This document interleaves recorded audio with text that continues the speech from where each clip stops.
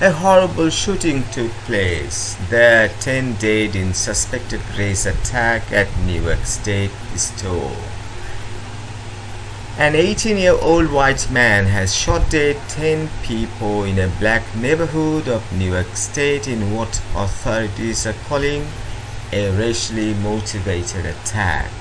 The man, named as Payton Gendron in court papers, was arrested after a standoff at the scene, a supermarket in the city of Buffalo.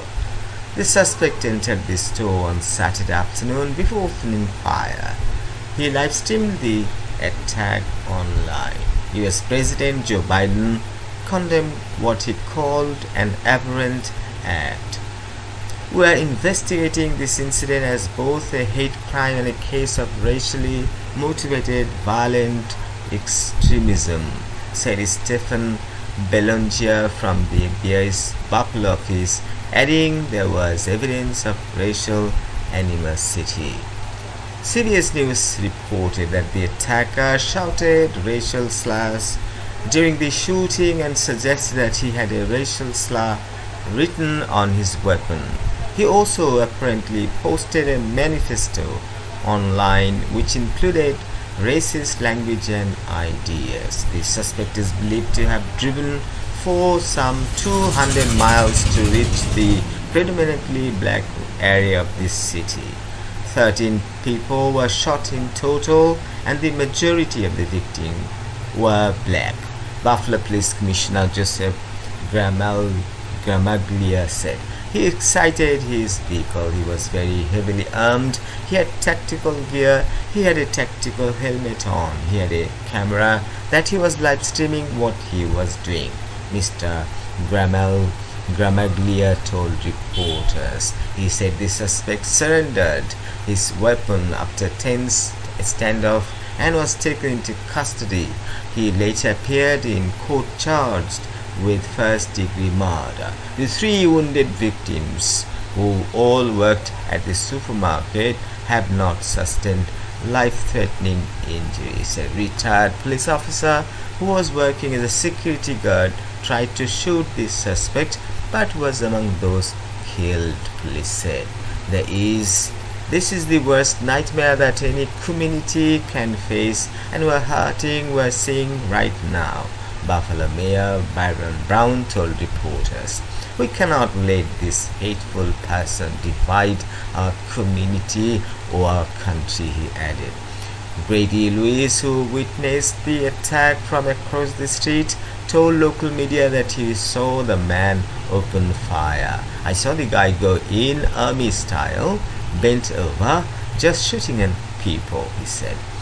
Chanel Harris, who was working in the shop during the attack, told Buffalo News that she heard more than 70 shots as she ran to escape the building through a back door. The store was full. It was the weekend, she said. It feels like a nightmare. Describing the aftermath of the attack, one police officer told Buffalo News, it's like walking onto a horror movie, but everything is real. It is Armageddon-like. Later on Saturday, New York Governor Kathy Hochul said the suspect was a white supremacist who has engaged in an act of terrorism. This was a military-style execution targeting people who simply wanted to buy groceries in a neighborhood store, he said while visiting Buffalo. In a statement, US President Joe Biden said he and the First Lady were praying for the victims and their families. A racially motivated hate crime is abhorrent to the very fabric of this nation, he said. We must do everything in our power to end hate-fueled domestic terrorism. Hate crimes in the US hit a 12-year high in 2020, with over 10,000 people reporting offenses related to their race, gender, sexuality, religion, or disability.